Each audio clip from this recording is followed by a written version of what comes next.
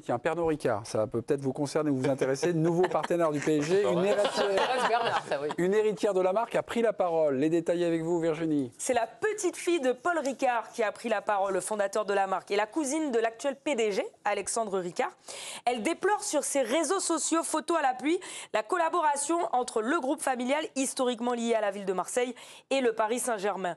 En 2012, la bannière des supporters de l'OM brandie au lendemain de la mort de mon père, Patrick Ricard, nous avait profondément touchés. Marseille n'oublie jamais ses enfants. Pourtant, aujourd'hui, l'entreprise semble avoir oublié cet hommage et ses origines en signant ce partenariat. Quand le business trahit ses racines, il abîme son histoire et prend des risques sur son futur. Oui. Juste avant de commencer ce débat sans modération, il faut toujours rappeler quand on parle des... Donc boire du Ricard, mais avec modération. Je crois que c'est quelque chose comme ça. Voilà. Non, les gens qui nous regardent se remettent, non, avec modération, mais petit. Non, mais Ricard, en plus. Ricard, partenaire du Paris Saint-Germain. Comprenez-vous l'ampleur de cette polémique? C'est le débat du Minuit Info. Jingle. Qui comprend? Oui. Oui, moi plutôt. Moi aussi, Oui. je comprends, ouais. Je comprends, mais après, il y a une réalité économique. Bah, oui. Voilà.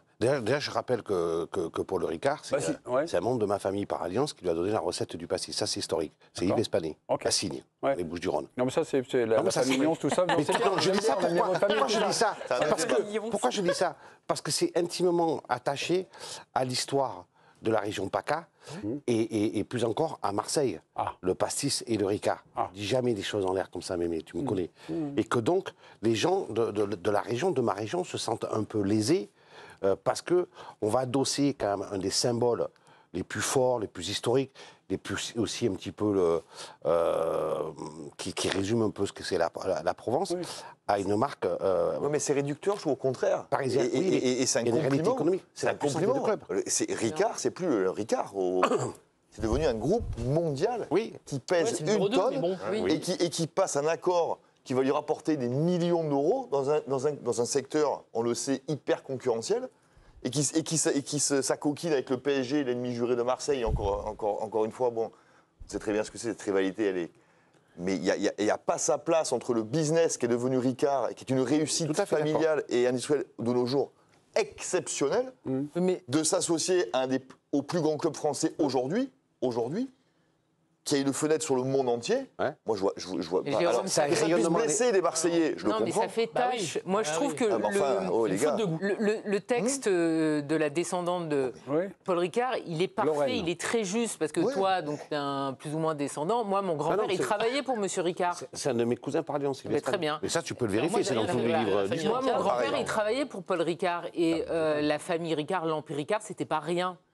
Pour beaucoup de gens, c'était une fierté de travailler pour M. Ricard. C'est une trahison, tu crois, les gens? Non, je ne te dis pas que c'est une trahison, mais c'était une fierté de travailler pour lui parce que c'était quelqu'un de bon, c'est quelqu'un qui a donné énormément de travail à beaucoup de gens de la région, qui a racheté le circuit, Paul Ricard, qui a une île, qui a fait énormément. C'est pas juste un homme qui est parti de rien et qui est devenu milliardaire, c'est quelqu'un qui a aussi beaucoup œuvré pour la région. Et il se trouve que le groupe s'appelle Pernod Ricard. Si c'était le groupe numéro 2 mondial des boissons alcoolisées qui s'appelait autrement, ils avaient choisi finalement de mettre en avant d'autres marques qu'ils ont rachetées, ça passerait mieux. Mais là, ils sont très bien implantés, ils pèsent des milliards. Donc, tu peux en trouver d'autres de partenariats.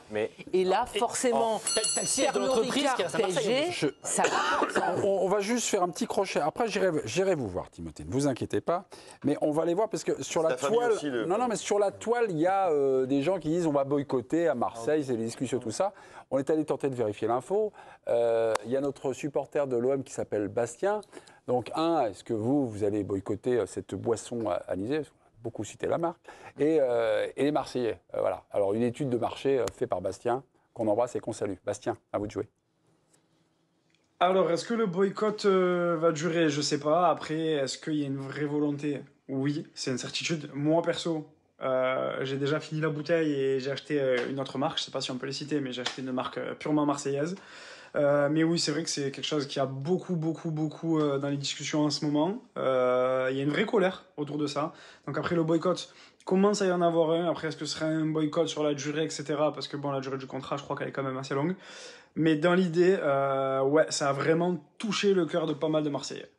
Timothée Mémon, des vins de Bourgogne, partenaire des Girondins de Bordeaux, ou alors là, je vais essayer même de toucher un peu plus. Oui. Le supermarché Casino sponsor maillot de l'OL.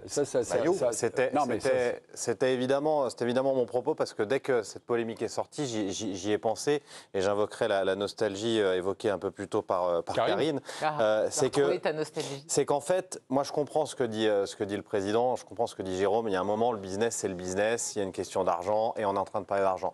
Mais il y a aussi une question d'identité territoriale. Et quand Casino a arrêté de sponsoriser l'AS Saint-Etienne, c'était au début des années 90, je m'en souviens, ça a fait scandale, ça a gêné les gens. Et attention, à Saint-Etienne, le stade s'appelle Geoffroy Guichard, c'est le fondateur de Casino. C'est comme si le stade Vélodrome s'appelait le stade Pernod Ricard.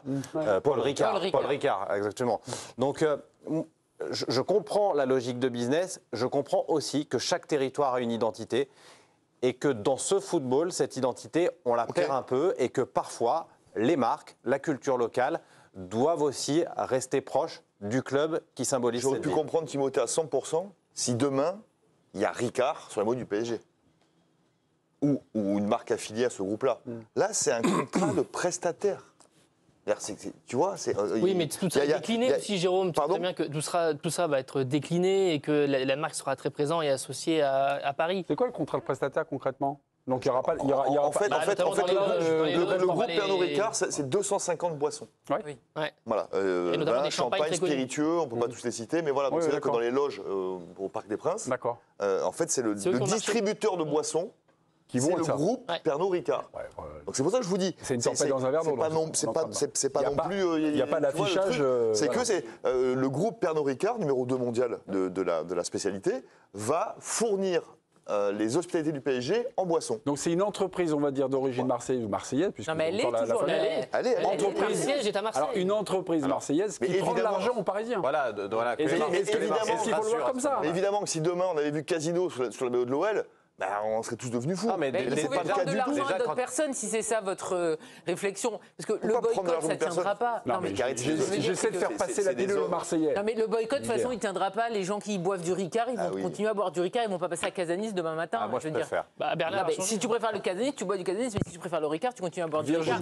Mais c'est quand même une faute de goût. Virginie, faute de goût, commentée par le premier édile de la ville, puisque le maire de Marseille, Benoît Payan, il demande quoi? Des explications? Oui, il s'est exprimé sur BFM Marseille. Je vais demander au PDG comment et pourquoi en est-on arrivé à aller soutenir le PSG. Est-ce qu'il faut y voir le fait que maintenant les Marseillais envahissent Paris et prennent la main sur le PSG, ce qui serait le côté positif, ou est-ce qu'il y a d'autres intentions? Parce que pour reprendre un jeu de mots, là, les Marseillais rient jaune.